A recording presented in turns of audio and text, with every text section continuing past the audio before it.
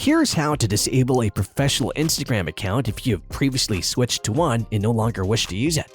Open the Instagram app and tap on the profile icon located at the bottom right.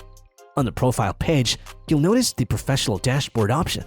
To disable it, tap on the three horizontal lines in the top right corner. Now go to Settings and Privacy at the top of the menu.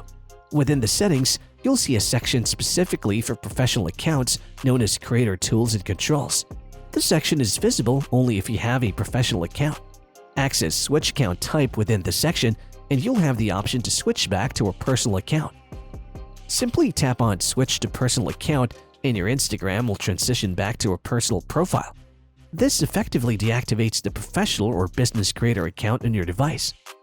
If you go back to your profile, you'll see that the professional designation is no longer present and you've reverted to a personal profile.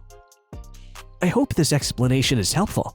If you have any questions or need further assistance, please feel free to ask. Subscribe if you want to see more such videos.